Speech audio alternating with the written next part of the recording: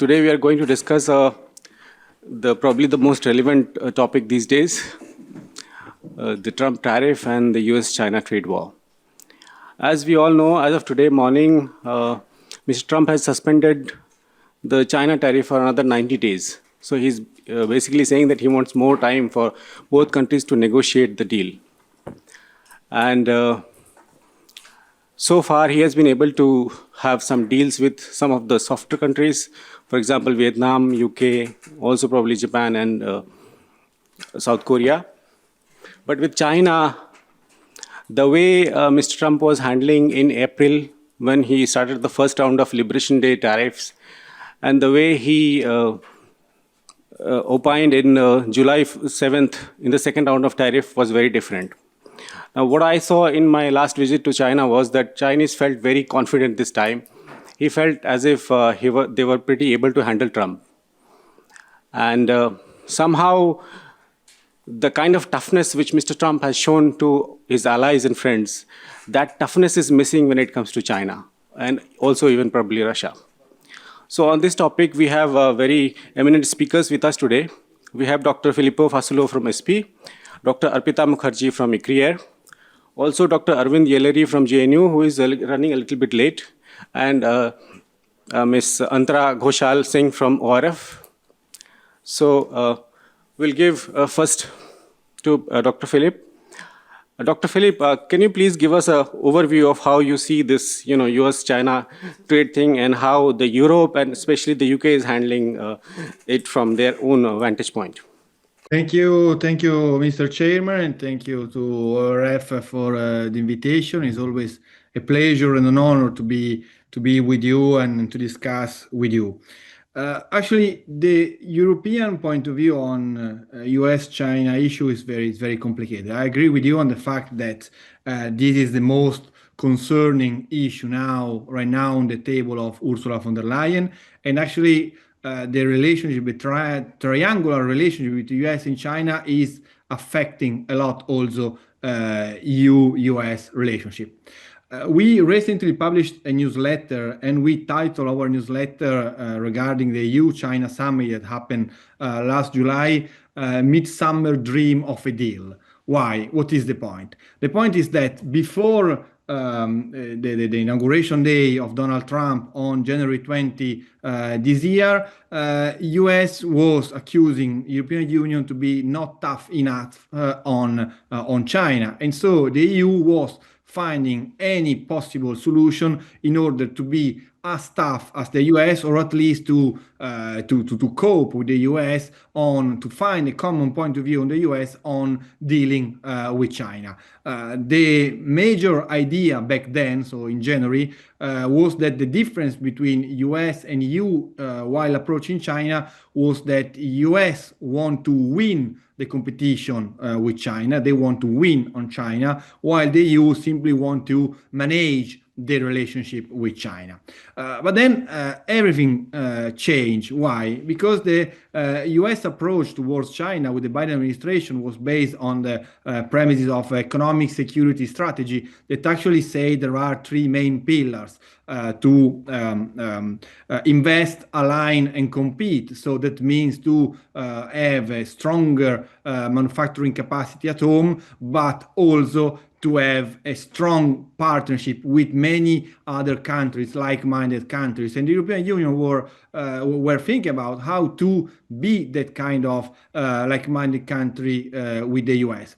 With Trump, anything changed, because actually we can say clearly that the Trump administration killed this partner part of, or this aligned part in invest, align, compete paradigma. And actually we know quite well that Trump is said to be killing the friendshoring aspect. And probably in India, you know quite well, because India, especially from the European point of view, was seen as one of the winner of this situation, and India being a kind of best allies in the Indo-Pacific framework and in the attempt of US and the EU to diversify from China, while we know quite well that what Trump did is very different. Trump is becoming more and more tough with allies and is finding common ground with supposed to be rival, like China on one side and with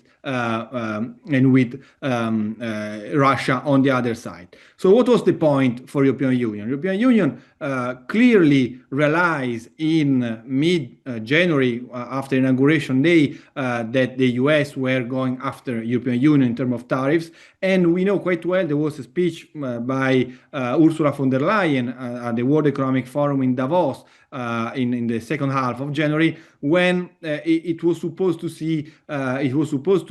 be interpreted that Ursula von der Leyen was open for a deal with China. So the point was, everybody was talking about the fact in January, February, and March that since the US were turning their back on European Union. So at that point, the European Union should find a common ground, should find a common point of view with China. And this was probably the reason why there was organized a very important EU-China summit in Beijing. Just to know, these EU-China summit are meetings that usually are held 1 year in China, 1 year in Europe, and this year was supposed to be held in Europe. But since Ursula von der Leyen want to have a meeting with Xi Jinping, and Xi Jinping is usually not attending those kind of meetings abroad while he's the prime minister taking it, they decided to have the meeting in Brussels at the end of July.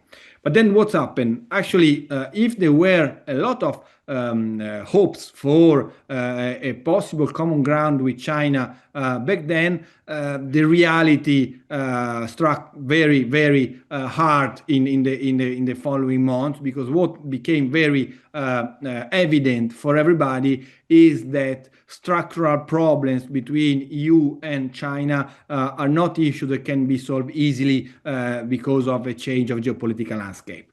And generally, we are talking about economic issues. We are talking about the China's overcapacity. We are talking about China's trade surplus with European Union. We are talking about something like 300 billion euro per year. That was 2024, but in the previous year we reached also almost 400 billion euro of China surplus to Europe. And it became very clear with the EU-China summit last July that China is not really ready for compromise. So if the situation, if we were thinking about a possible triangle, so before there were EU and the US coping in order to diversify from China, then the US turned its back on European Union, and so then it was a discussion on the EU again rejoining China as a possible partner. Actually, the reality now for European Union is that US are going for their with their strategy, being very tough with European Union. We signed an agreement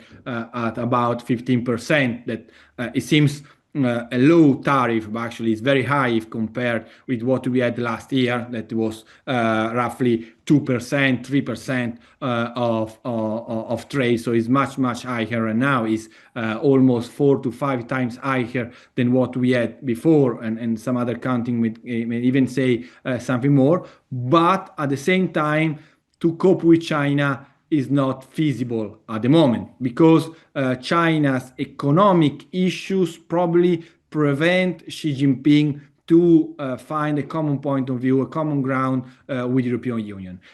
We know quite well that China now is growing thanks for a push on manufacturing, and they are not holding back the push, the subsidies on manufacturing because of domestic issues. You very correctly mentioned in your concept note about the concept of June, and actually this might be the key. So we know since at least more than 10 years that China should change its economic development model from export growth-led, investment-led growth to a consumption-led growth model. This was very clear already in 2014 with a new normal, but was again repeated in 2020 with the dual circulation strategy. But actually, words are not followed by actions, and now China is more and more focusing on manufacturing to expand its growth. The point is now the point is, if China, as China reigned in its overcapacity in the early 2010s, so the first overcapacity period we experienced after the stimulus in 2008, that was for domestic reason. So China reigned in its overcapacity back then because it was a domestic issue, not because of trade frictions with foreign partners. Now it might be the same situation. So we know that Chinese economy situation is not very florid. We know the Chinese economic situation is not at its peak. Somebody was again titled somewhere, I don't remember if Foreign Affairs or Foreign Policy, a couple of days ago, maybe now China really hit its peak. It's something we really hear time by time. Every couple of years there is somebody saying China reached its peak, and somebody else again is saying it now. The point is, this push on manufacturing and the pressure on Chinese export abroad, both from the US, both from European to want to restrict Chinese export, but also the lack of possible markets abroad to absorb Chinese export capacity is causing a very strong price competition among Chinese companies. And so the point is, and now there are the Chinese authorities themselves talking about the need to rein in this overcapacity. So this might be part of the solution. And to sum up, European Union really know quite well that its problem with China are not only political problems, but are economical, structural issues, especially on the way we cope each other. So Europe used to sell a lot of vehicles in exchange for everything else, and now China is exporting vehicles as well. So Europe is really in a bad situation at the moment on this sense. And China really is not doesn't want to compromise with partners in order to rein in these overcapacity issues, but maybe in the next couple of years, in the next months, they will have to find possible solution, because overcapacity is not only an issue for foreign countries, but it is an issue for China. So a possible evolution, a possible watershed moment for EU-China relation, and again for US-China trade war, might come from China's domestic issues. Thank you, Dr. Filippo. Now, with the EU-China relations and the trade issue, there is also another aspect, which is the Russian issue. So if you see, Mr. Trump has put 25%, promised tariffs on India because India is buying Russian oil. But China is also buying Russian oil, a lot of gas and as well. China is also one of the main suppliers of technology and smaller components in drones and jet engines to Russia. So when it comes to China, what is the EU's policy vis-a-vis Russia? The EU policy vis-a-vis Russia is actually is quite clear, but even complicated to be realized. So from a European point of view, Russia should step back. Because for the European Union, what Russia did was not acceptable at all, and Ukraine's sovereignty should be respected. So we have to say actually that I mentioned before the possibility of finding a possible common ground between the European Union and US back then on China, and the discussion we had before, we as think tankers with some other expert in 1.5 in track 1.5 meetings, and so was to be tough on China because China was supporting Russia. That was the idea back then. So if Russia is a problem for Europe, so China is supporting Russia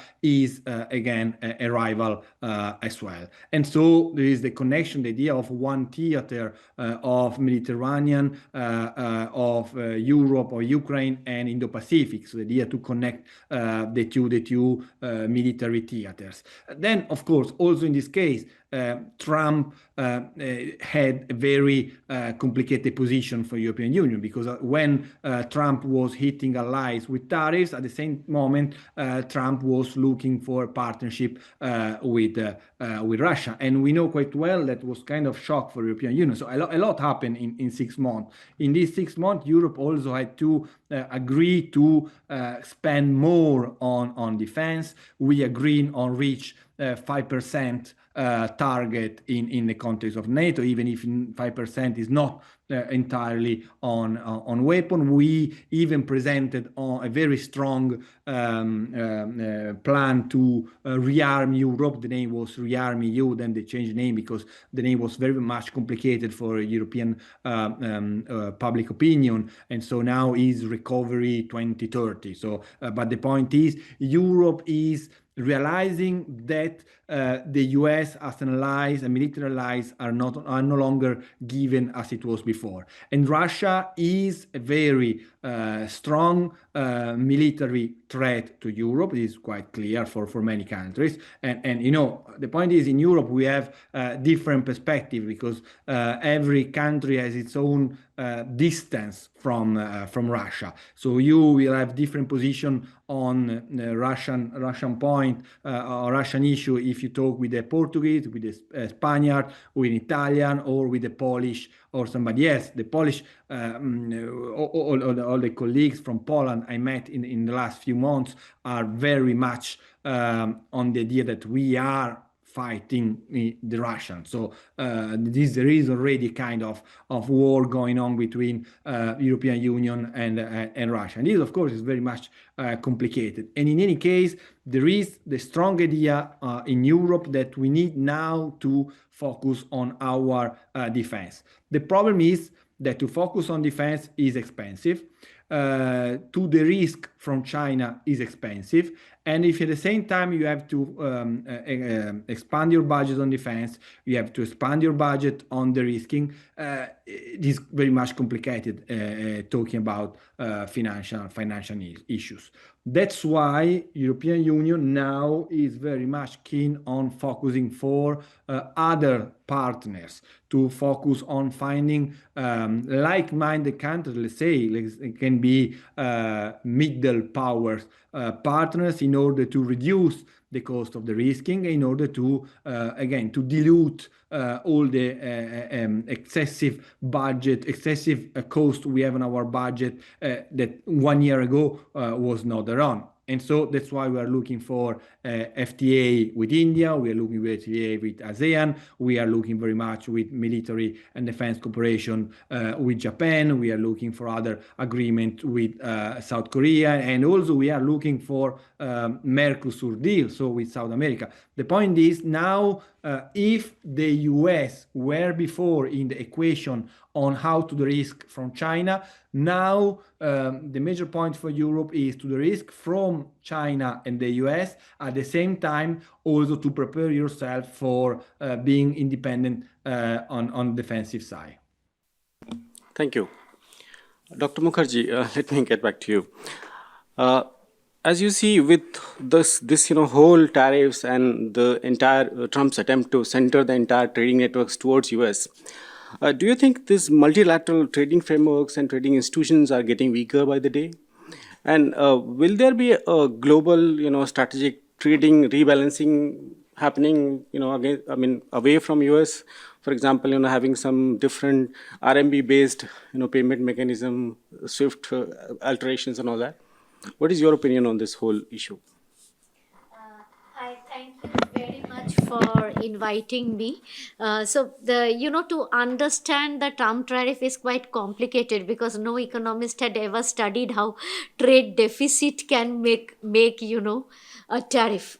So this is something that we learn for the first time, but it's not. It looks like a very haphazard plan, but it is not a less thought out plan. It's a strategy, right? So what he was trying to do is to kind of look at the trade imbalance, and much of his imbalance is actually with China, much lesser with India. Now with China being a global power, and China has actually shown it time and again, because you're talking about the multilateral institution, the entry of China, I mean, US forced China to enter into the WTO. US kind of forced China to take on the reforms to go into the WTO, and now China's entry into the WTO has been the biggest problem for the US, because China has kind of taken it as a reform strategy, made forward looking reforms, kind of captured the world market, more importantly captured many of the critical mineral supply chains, which US realized much later in May, when actually they said we are not going to send A, B, C, D to the US, we will ban D to the India. So that is where China really showed the power that they exactly have in trade. Now the power that US had in trade was a big buyer. It is a big market. It is buying from everybody. Now, Trump wants to counter that power, to come back and say that we will manufacture. We will not buy anymore. We will manufacture. So he is losing the buyer power. China is trying to control the seller power. So it is saying that, look, I am not going to sell it to you. So the Trump gets scared and he brings down the tariff. So they are trying to control the seller power, and if you look at the WTO, in the WTO, the Americans first kind of dismantled the dispute settlement mechanism. Of course, the dispute settlement mechanism is something which American lost a lot of case. But if you look at, it was also a mechanism where you could raise countervailing duties against the Chinese, against the Indians. You lost that part of the WTO. So WTO has been functional through other agencies. Now the other agencies, if you look at other agencies, there was this JSI, which was negotiating the digital trade agreement. America pushed the JSI to happen. Then suddenly they walked out of the JSI. Australia, Japan and others took initiative. China was there. Then there was an investment agreement, out of which India doesn't want to be part of any plurilateral. So we were not there in any of this plurilateral, but America was there. America was there in the digital one. And then at the last moment they came out, which actually gave them the power to play around with the moratorium, right? And how much power does Trump has to play around is also amazing to see, because the moratorium has been extended till 2026 next year. He decided unilaterally that he will remove it. So whether he can actually remove it or it is just a statement, none of these trade agreements are, by the way, trade agreements, okay? They have to be validated. So these are all like here and there statements, okay? So this is the scenario. Now, where does China stand? China is very clear on that I don't like threats. This is the first time that China came back and said in a very clear voice, like Russia does, that I really do not like threats. And that point is very clear. If you threaten me, I will threaten you twice. Now, why did America get threatened is a bigger question you should ask me. That when they have such a small export to China, but to export soybean and few almonds and 2-3 Harley Davidson, they got scared. They did not get scared because of that. They got really scared when the critical mineral control came, because neither they had full of Ukraine, for which they put in such a hard effort, neither they had this one.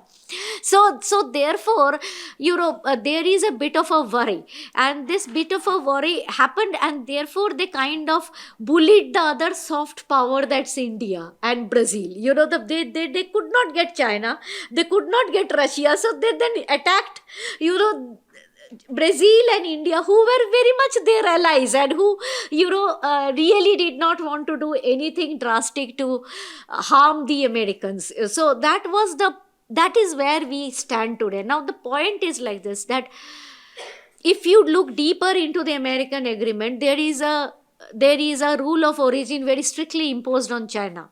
So the US is trying to impose ROs on China on the agreements that it is doing.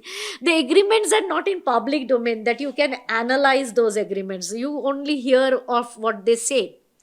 But so that is very important. So shifting out of China into ASEAN, how deep it is, will be determined by the rules of origin.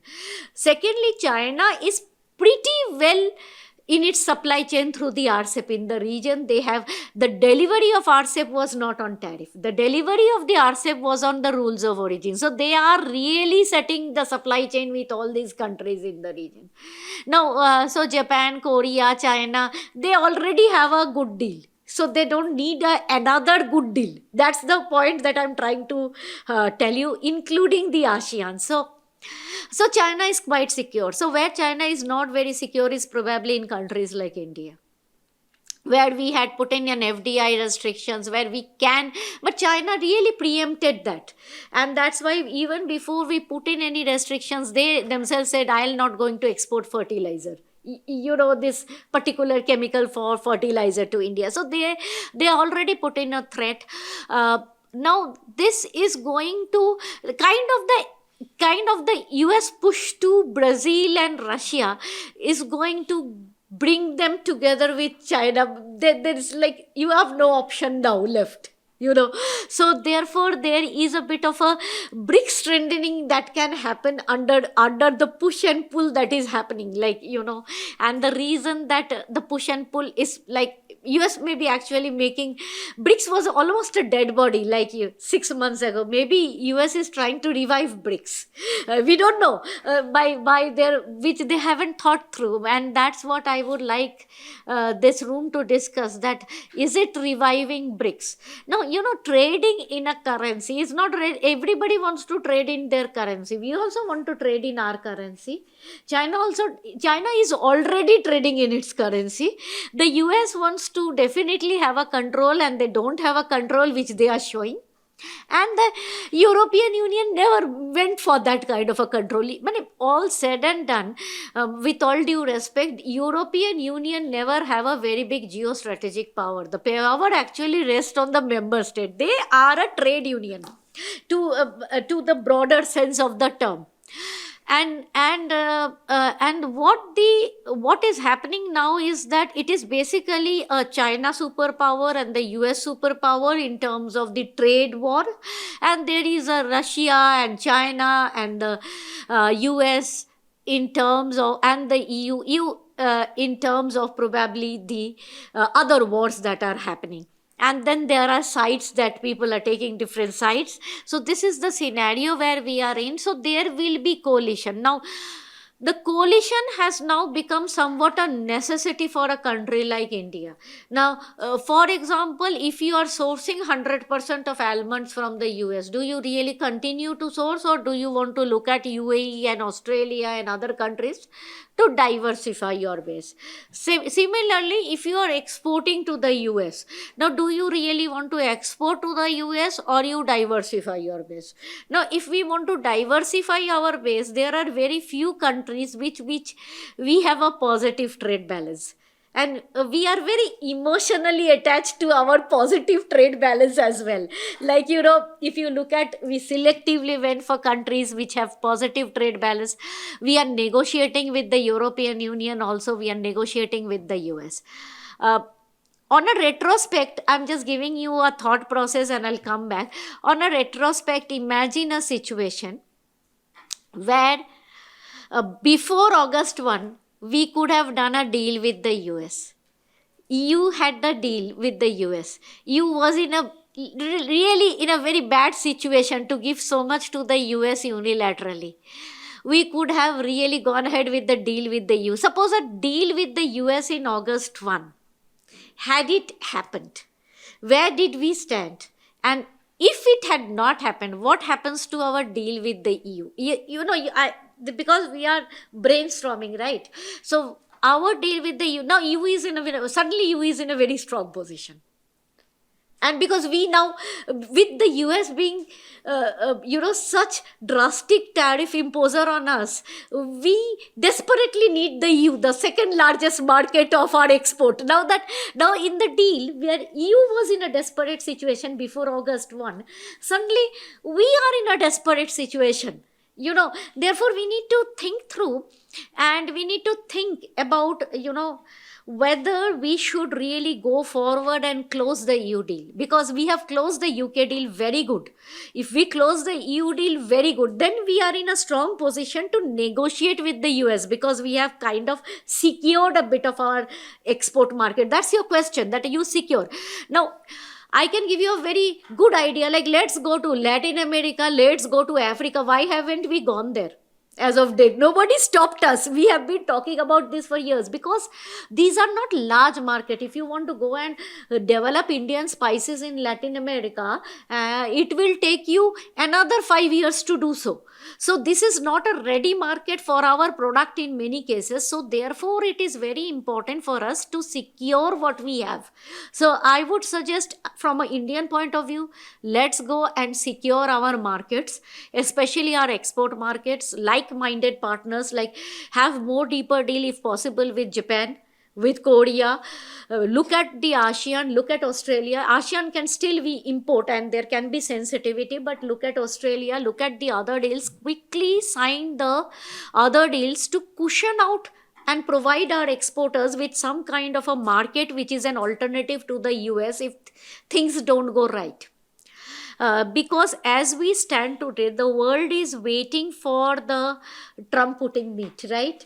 And what happens in that meat decides the future of how things go forward in this world. But for us, for India, which cannot be as aggressive as China, but also is a rising power in terms of economics. We are the fourth largest economy, so we are a growing economy. And because we are a growing economy and we are growing very fast, we also have enemies. So to a certain extent, China is our enemy, US is our enemy. EU doesn't know where it stands, because we also pointed out that you are buying oil. So unnecessarily, they don't know whether they are enemy or friend. So now we need to really carefully think about building friendships and, keeping few enemies, more friends. So that is the situation we are in. In the WTO, the problem is, in the WTO, you cannot do things very fast. That you have seen, and for a country like India, which has been a naysayer in the WTO, suddenly we need the WTO. WTO is a total U-turn, right? When the WTO was active and kicking, we did not, we were always there saying, we don't want this plurilateral, we don't want that plurilateral. We didn't even want plurilateral in MSMEs. I don't know why we did not want it. But now is a situation where we have to be very strategically calm with the Americans, and then work towards first getting that 25% sorted to bring it down to 15%. Then you isolate the 50% into 25 and 25, get the 25% to 15%. That's the best you can get with the Americans. With the EU and others, they have got that. Go down to actually see what 25% Putin tax can do. That is your biggest worry. If you can get that wiped out through certain power plays, that will be best. Second is that we need to really look at our supply chains. Like, we need to see that there are alternative markets for both our export and imports. And if we are able to go for those alternative markets, we have to go product by product. Because if we are not going product by product into alternative market, it will be little difficult to go ahead and, have a fight without having your own position secured. So that's what is our situation at this stage. Thank you very much for your very comprehensive answer. Arvind, when we looked at China, in our last seminar, somewhere, I think in May, the situation was very pessimistic for China. Now, when we look from Chinese angle towards Trump and his tariff, the situation has completely changed. How do you see China looks at Trump and what kind of strategies it has done over the months to somehow neutralize whatever effect Trump had? Okay, first of all, thank you for having me over here. I mean, since Trump 1.0, things have drastically changed in China. I mean, if you put it into the numbers, every 10% of tariffs which are levied by the Trump administration or by any administration on China, the export is affected by 2 to 2.5%. And now, if you put it into context, now recent announcement, I thought that today's date is chosen because of some reason. I don't know, because of a management reason or not. Yesterday I was on CGT, and today was the deadline of finalizing this thing, and then it was extended by another 90 days. So there is a certain dynamics which is behind this, and then China has been preparing for the worst case scenario from 2017 and 18. Essentially, China also went on, refusing to accept the tariffs and levying the counter tariffs, but then beyond a certain limit, Chinese thought that this is getting too much of a childish, and then they stopped it by showing a maturity. Now, when China is retaliating and responding to tariff measures, it is looking at both implications, domestic implications, mainly because of several other reasons. Because over the period of time, the anxiety which has kicked off after the tariff war has gone into open ground, the China has been playing really hard game to control the prices. If you look at the PPI and the CPI, those are PPI is even gone below zero, even it is in minus. CPI is just hovering around zero. That what does it mean is that there is no price sensitivity. There is no pricing going up. Second thing is that yes, China is a state capitalist economy, but there is a limit to have a deeper pockets. How much of a Chinese state can absorb the shocks created by the tariffs?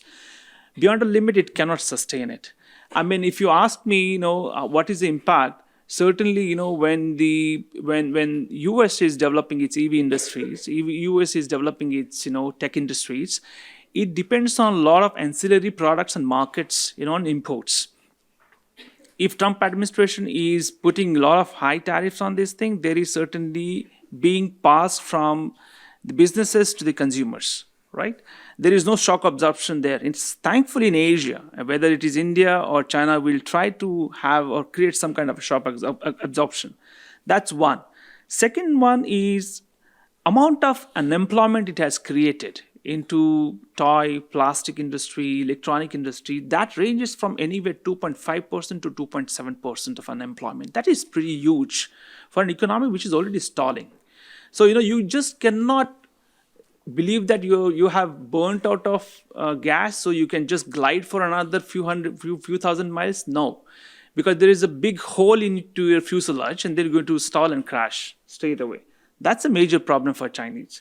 Going forward, what has happened is now looking at how the renminbi is going to change its transition, because over the period of past 15 to 20 years, renminbi has been trying to be into transition and take the federal cuts bravely. But the way the Trump fever is going everywhere, and the way the federal bank is reacting, and suppose if federal cuts remain, renminbi is going to get a big dent on it, right? It may go 7.1%, 7.2%. That means there is a major problem coming for the Chinese reserves, as well as the convertibility and then the renminbi factor. One more interesting thing, which is pretty interesting over here, there are three economies China has been talking about using as a transitional exports. We know about Taiwan, we know about Mexico, and we know about Vietnam. But what has happened, people do not, or researchers do not go beyond the usual fact is that when you are trying to reroute your exports, you need to invest more to create the extra or ancillary supply lines. That means that you need to create that kind of ecosystem, number one. Number two, beyond ecosystem, you need to be competitive to enter into that transitionary market, right? That means that you have to slash your prices further. Once you occupy into the market, create your base, have inventory, and send it to US, that means you're competing with the local manufacturers. That means you have to slash your prices further. Things are not that simple for China, looking at it. That means that the pressure of tariffs is not going to have only temporary effects, but long-term effects. As I explained in structural problems, I explained institutional problem.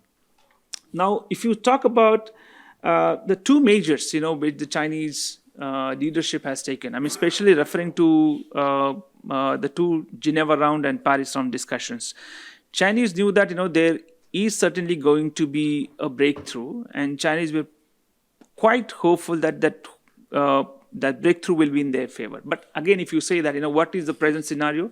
Chinese are limiting themselves to the 10% of tariffs, and US is 30%. That is still, there is an asymmetry. But in that asymmetry, they still find, some kind of, level playing field. What has happened over the period of time is, in past 3 months, specifically speaking, the ratio of investment in the Chinese budget, investments into the manufacturing, into the Industry 5.0, has increased by significantly by 7 to 8%, and somewhere about 750 billion RMB has been reserved for extra investments into the new industries. More than that, the refinancing of the interest rates on the refinancing is going to be slashed by 0.5% points. That is significant. That means 1/3 of it. So what it happens, those who want to really invest time into diversify or look for different ways to look for alternative markets, is getting extra breather.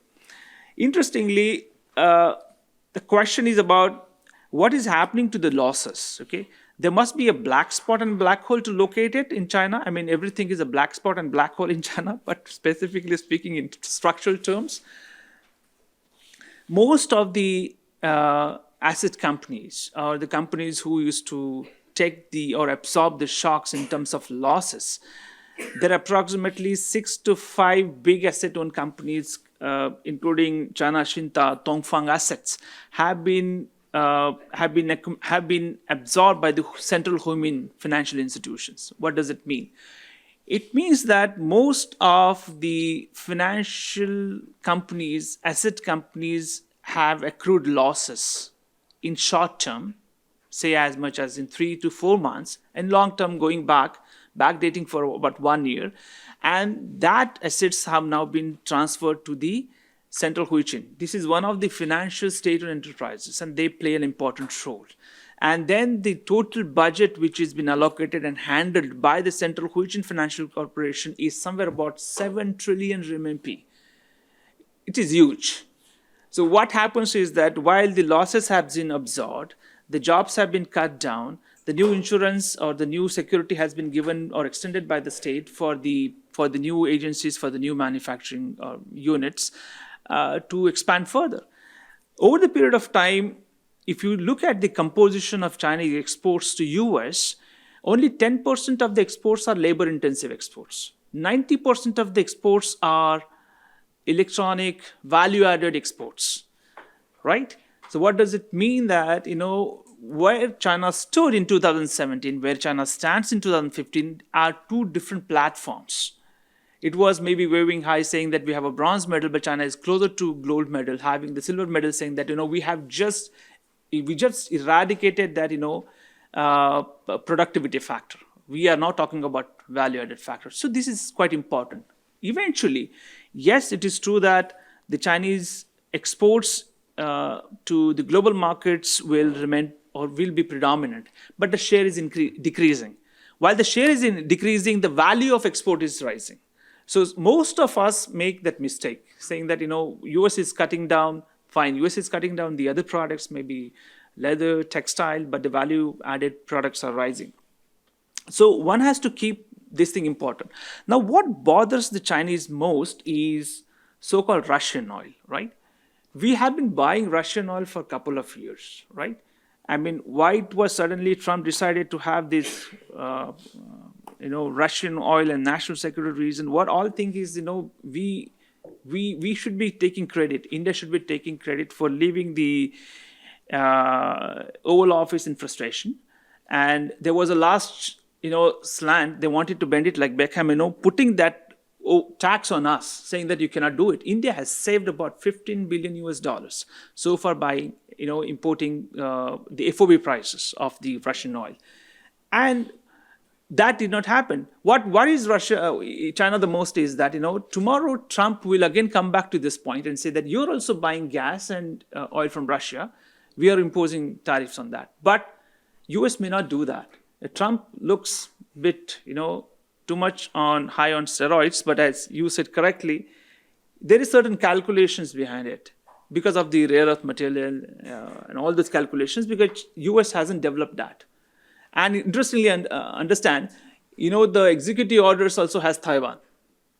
So until fortnight, Taiwan was happy that, it has been spared by Trump, but that's not the case.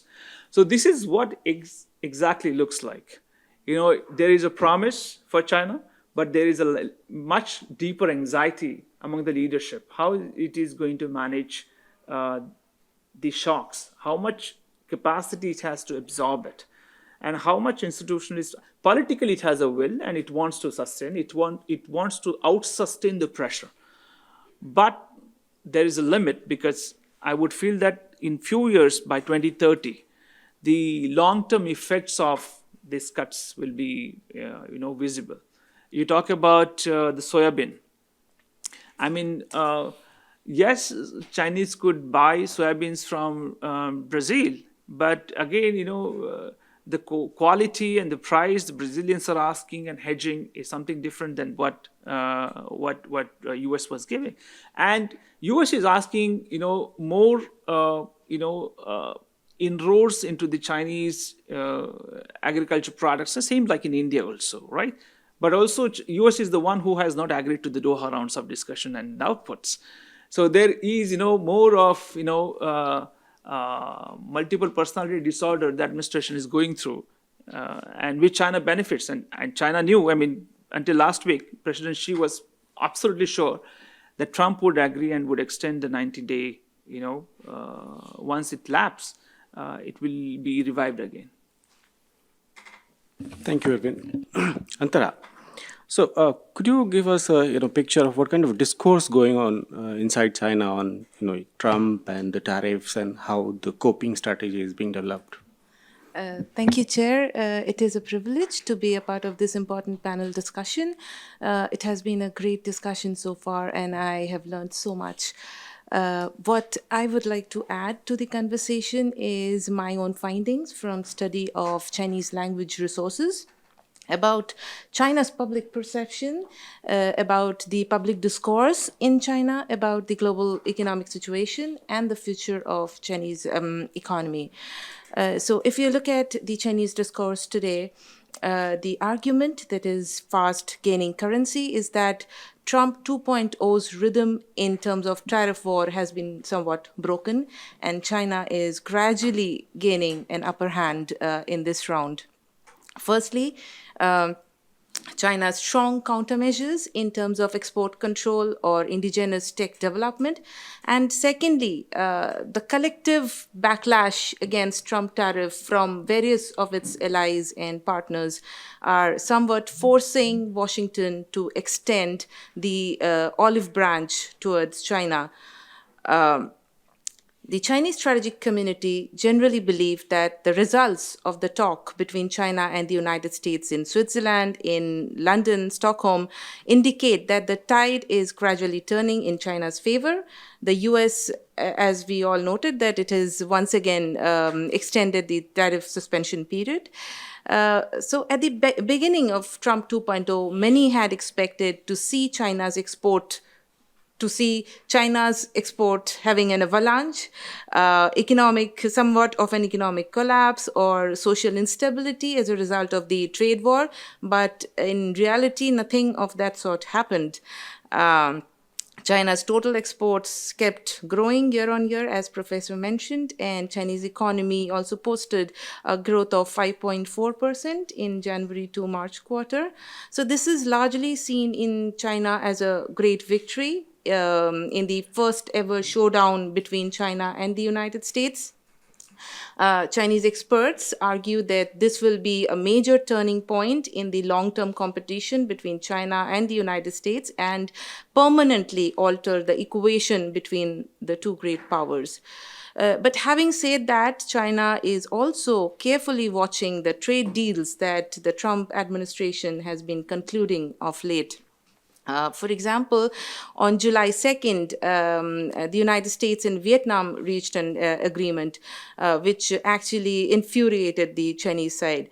The agreement included a reduction in the base tariff on Vietnamese goods from 46% to 20%.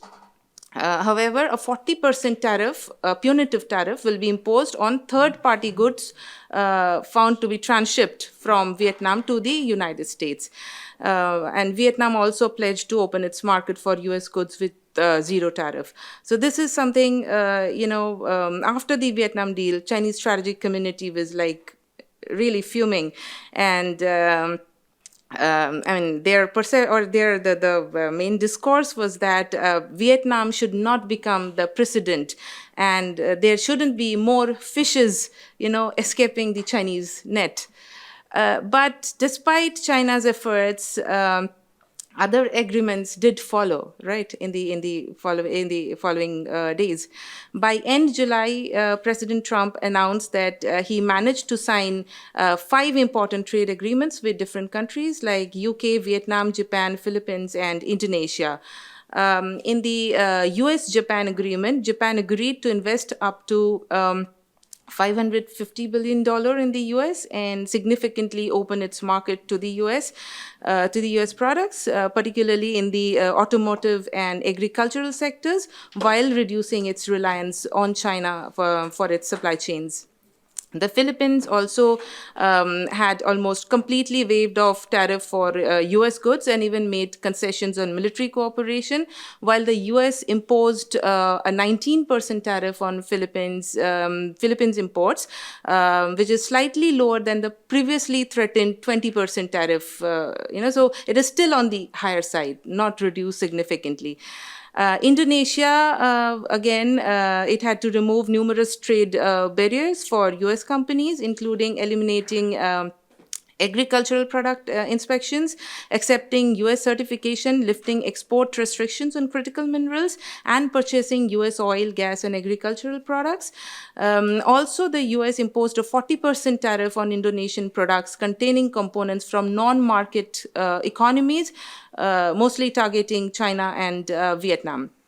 Chinese observers saw this as a big blow, with China losing market, mining, and re-export in Indonesia's case.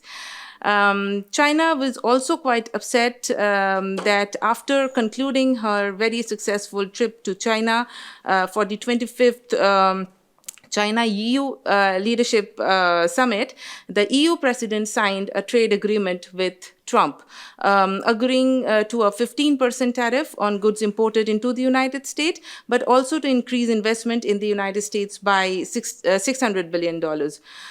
They are also purchasing U.S. military equipment, U.S. energy, worth somewhat $750 billion. This, the Chinese strategic community argued, is a reminder to China that they cannot depend on Europe to deal with Trump 2.0. So the overall perception in China is that the entrepot trade model that they have developed in the last few years, that is, nearing its end. By 2024, 15% of China's exports to the United States would be re-exported via Southeast Asian countries. But the new trade deals have completely blocked that route.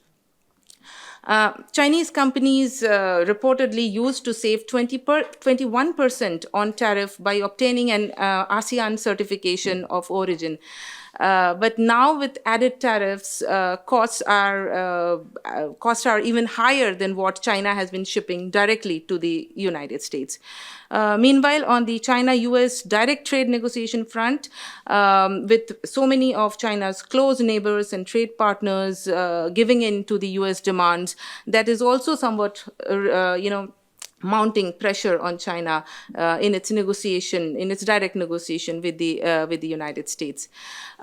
Domestically, one can see fierce investment versus consumption debate taking place in China, where people are questioning how long can China carry on with its policy of investing too much and consuming not as much.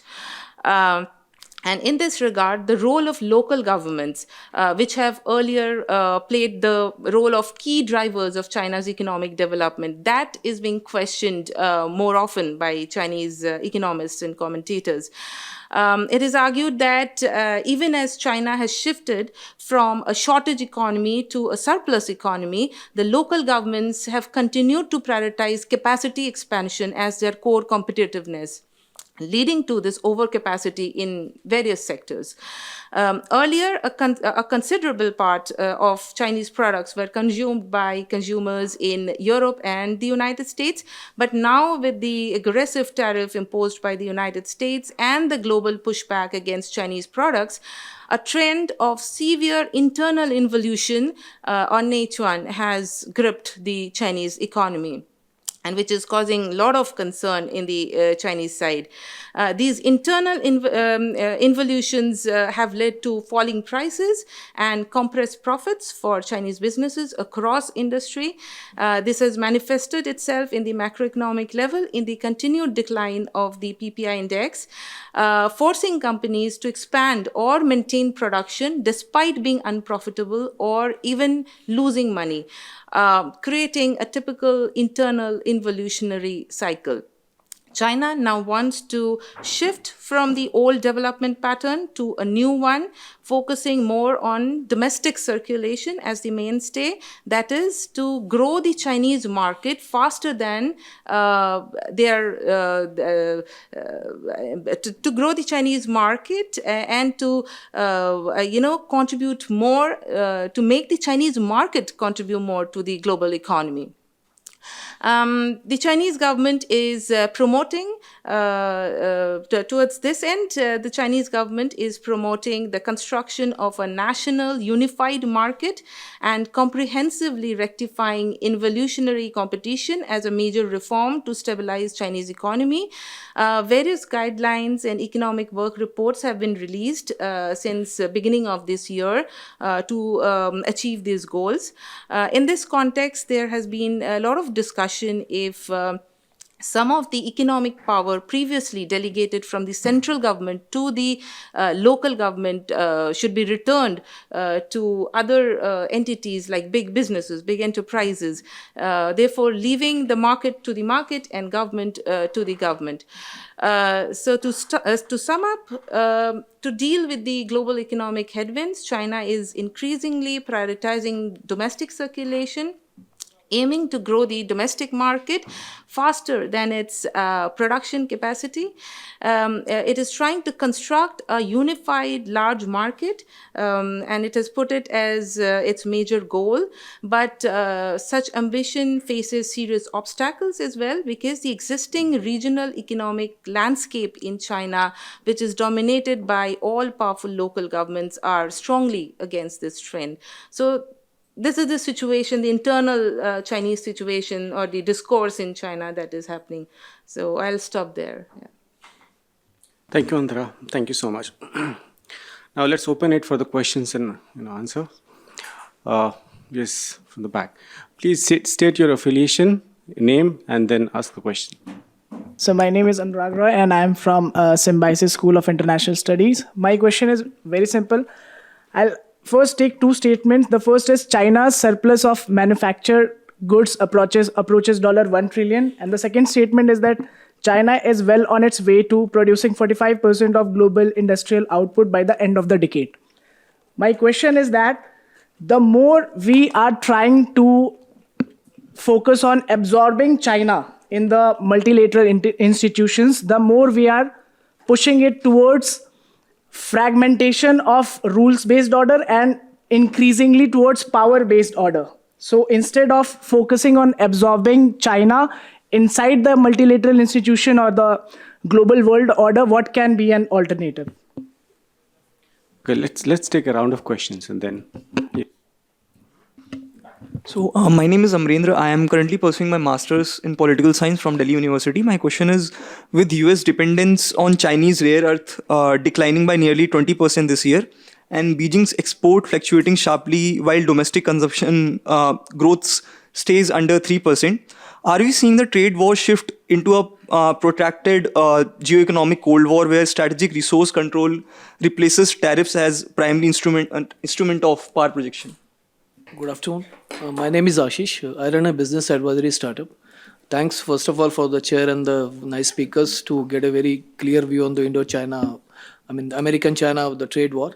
Now, I feel somewhere, do you feel, is it a unwritten or unspoken strategy by Mr. Donald Trump on disturbing the trading blocs which are becoming little stronger, like ASEAN, the BRICS, the Mercosur, and they're using, China as a shoulder on which he will fire the gun, and the rest of the countries will become either listen to his strategies, they will come down and they will bow to his pressure.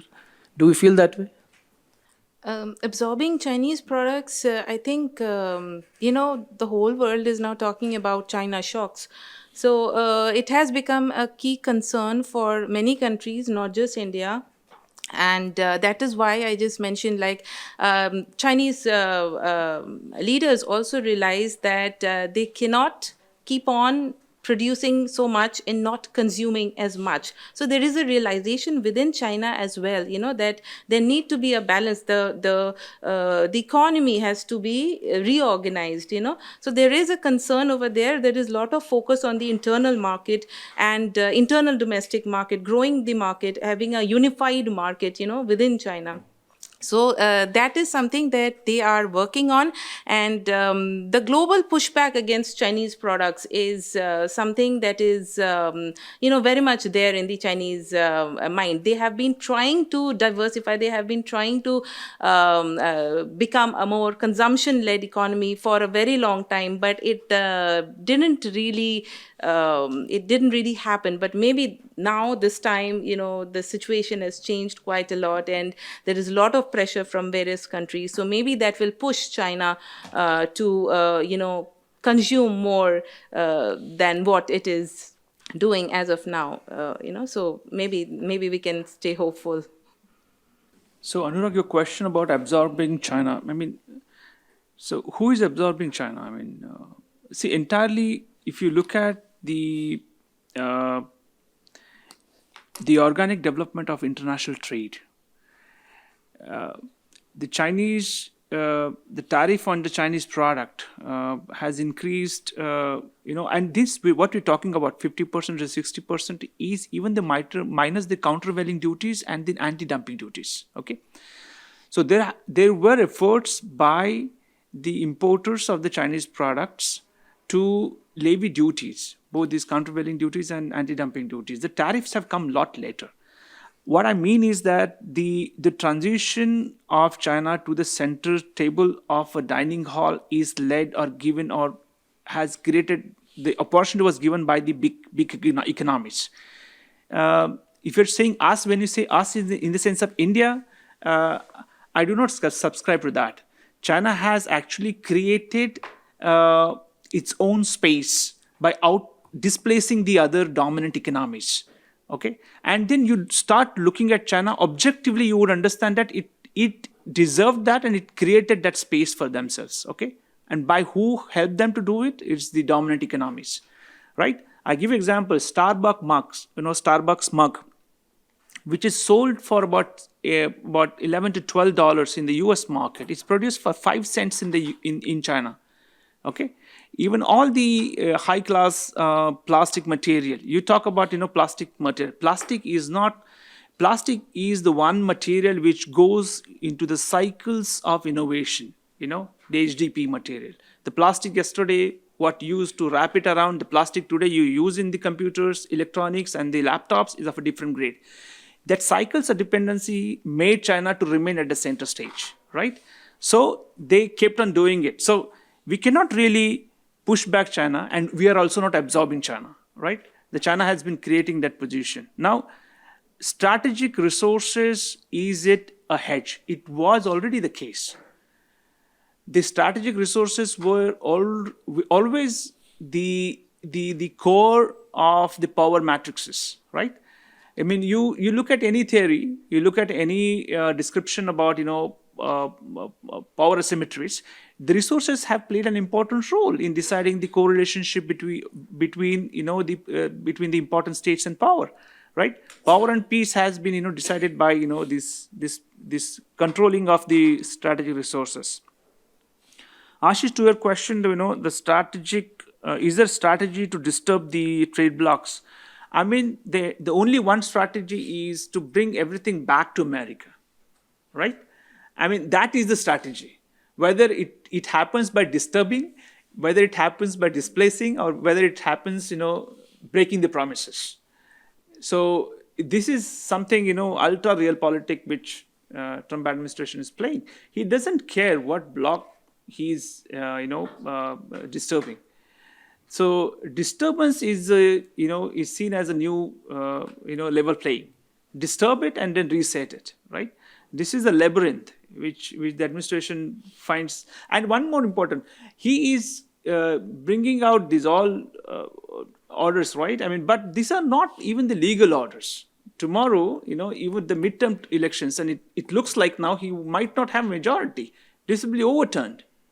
So he has a very short space and a gap to push as much as possible, which he's trying to do it. And even the industries and businesses within the US is trying to deviate away from these decisions. Even you see, Mr. Cook, he's not obliging, what he says. Musk is not on his side, actually. Because what happens essentially is that businesses who are need to focus on inventions, are focusing back on, mitigating these problems. And these problems doesn't look like an American problem. This looks like a personality problem. So, this leads into major catastrophe, not only the blocks, regions, and farther regions, but also within the American businesses. And believe me, businesses do not know anything but just making profits and break-evens. And then break-evens is just getting pushed to the next quarters. Nobody's accepting it. So we should look at the other side also. But your question is pretty valid. Thank you. Basically, it's not like China did not think it through how it controls the critical supply chain. It has thought it through. The entire project of BRI is also somewhat a control over the critical supply chain. So years ago, I was in China into a conference and there was people from Africa there. And without naming the person, I must say that they were saying that China is coming, they built the road, they are getting the minerals, they're going back.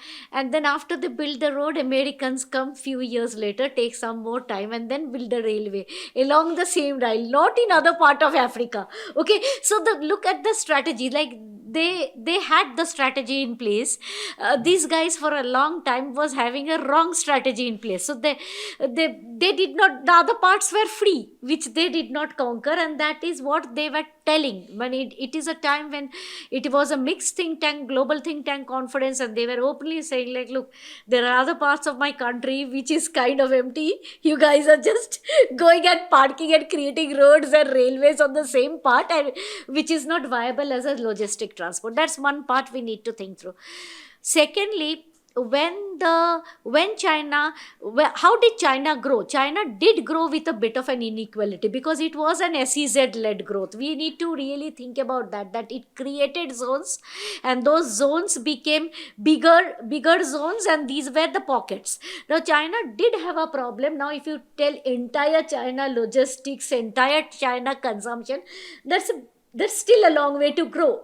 because China hasn't really set it up that well, but there is scope for investment. But there is also a scope for investment along these BRT corridors and other agreements that China has signed across the multiple countries. Like today, if some other country wants to go and really create a supply chain in Africa, it is far behind than what they have already done in terms of setting up their networks, getting the project sorted, getting the contracts done. So that's a lot of things they have worked together.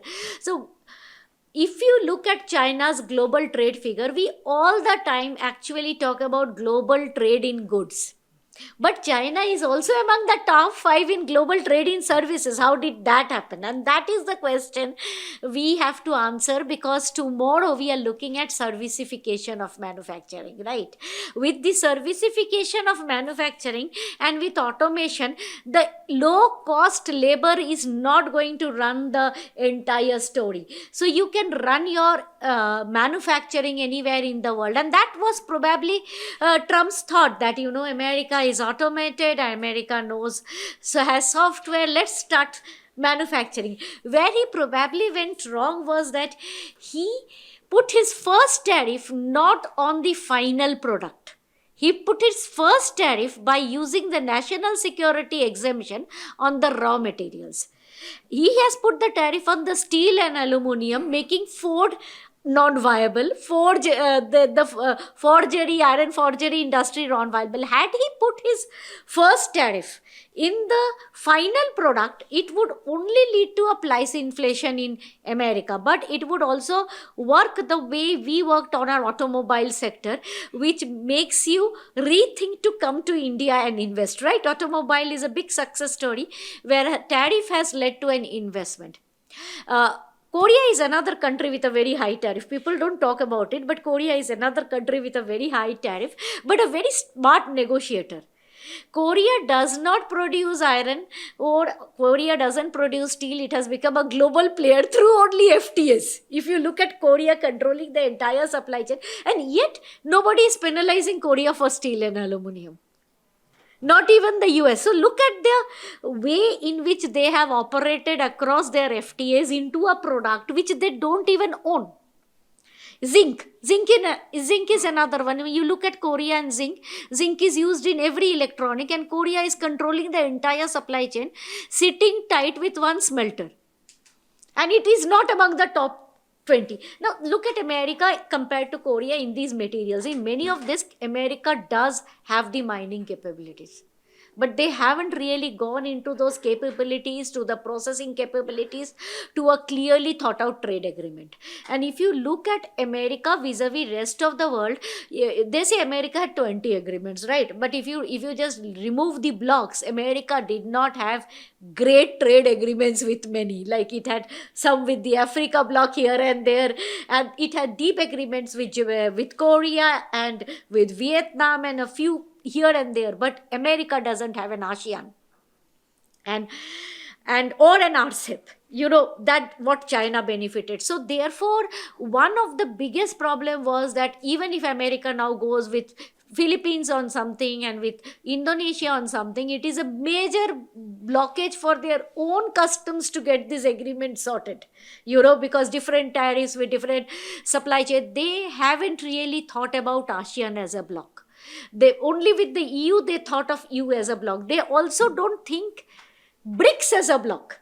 They don't consider, they are just thinking, let's put pressure on India and Brazil, who will put pressure on China. They are thinking about that way, but they are not thinking, they have never thought that, okay, by this action I can make BRICS stronger, or a reaction can be BRICS stronger. So that is where I think America is not doing all the scenario analysis properly. We call them but you analyze the positive scenarios, you analyze the negative scenarios. If you analyze the negative scenarios, you should have an answer ready to what if China retaliates, what do I do? That answer was not ready. So those are the scenario analysis that needs to be done. And if US does those scenario analysis, I think the world will move towards a different thing. If it doesn't do, I think then it is little bit of a worry, because China does do the scenario analysis. They look at all the alternatives and they look at what if. And after doing that, their economy slows down. I mean, that's there will be slowdown, there will be other problem, but they are actually engaging the Americans in various world, babies, be it South Sea, South, they keep on, keeping the American engaged elsewhere, or the Malaysians buying their submarines, or the Africans now buying their aeroplanes. So they will be moving from one industry to another, but America will struggle a lot until it really comes out with a scenario analysis. Dr. Filippo, your comments. Yes, thank you. We just say that companies focus more and more on quarter by quarter, so they don't have a long-term strategy. And probably now this is what maybe Trump is doing. So it is simply trying to win to leave every negotiation table with a win. That is the point. But then the next table, you will start to negotiate again from zero. And so maybe he's not going, especially after, he's not going to disrupt any blocks, but he's trying to find any possible solution to gain short-term advantage for the US. That's probably the point. The problem is when you start a trade war with every single country in the world at the same moment. This might be complicated in the long term. We don't know exactly what might happen and what might be the reaction. But again, this is why it's very important for countries or unions like a European Union and India to find a structural common ground for the long term. So we are probably now living in a transitory period. So we are between two different eras. And actually, we are talking now about the fact how economy might be weaponized and how it was not the case 15 years ago, 20 years ago, because back then we were in the aftermath of the Cold War, and the aftermath of the Cold War means that business won over politics. So nothing was most important. That's why there was so much a push from American multinational to open to the US. That's why we had the China entry in WTO in 2001. Because back then the idea was no more politics, actually. I think we can see how wrong that idea was back then.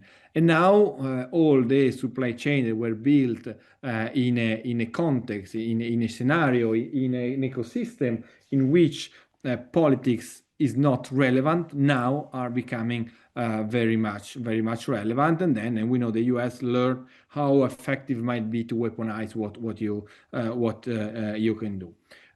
Going back to China, I think we always have to have in mind that whatever any country, but in China is not an exception, that is doing on everything, there is always a strong connection, a strong interaction between domestic agenda and international agenda. And it is also the same about the focus on manufacturing. The focus on manufacturing was probably at the beginning intended as a way to develop Chinese economy. We know quite well the Made in China 2025. It was maybe in part an idea to dominate the global supply chain, but I believe maybe the most part was simply to better develop Chinese economy. And then this condition to be the biggest, the strongest manufacturing powerhouse became something, a political asset to be adopted. And so now, even if focusing too much, let's say, on manufacturing might be complicated for Chinese domestic economy, they are again focusing on it for a couple of reasons. Why? Because to shift from a model to another model is expensive. There will be losers, and maybe China in this moment, they don't want to, especially Xi Jinping in this condition. No, there's been a lot of debate about the Xi Jinping condition recently, and the Xi Jinping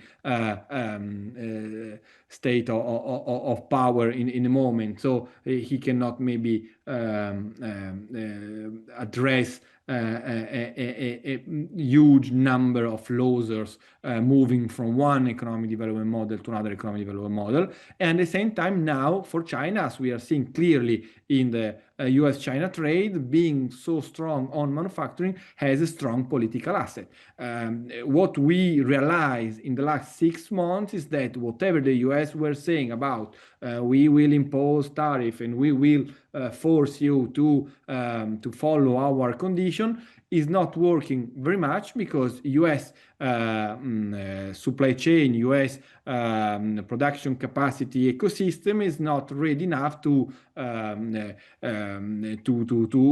produce internally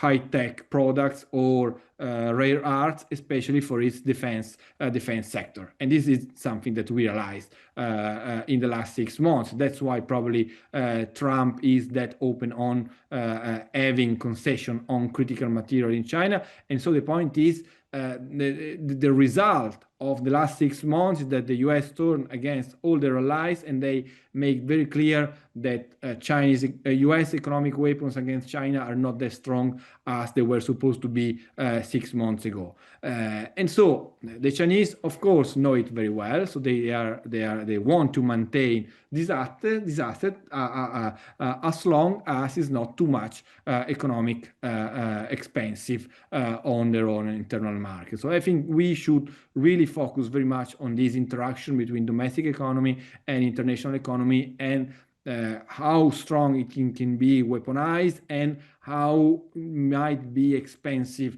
to maintain this line. Thank you, Dr. Filippo. So finally, I mean, if I can conclude, as Dr. Arvind said, Mr. Trump is in a hurry. He wants to have something concrete before the next year midterm elections. Whereas if I know Chinese well, they believe in slow and cyclical negotiations, and it's like going on and on unless everything is touched upon and the domestic and international, all the aspects have been discussed. So I have a hope that these things will go on, and there are a lot of things to come when it comes to US and China trade negotiations and how they will play up. We are probably in a very interesting times. Thank you all. Thank you for coming. Thank you, speakers. Thank you. Thank you, Filippo. Thank you.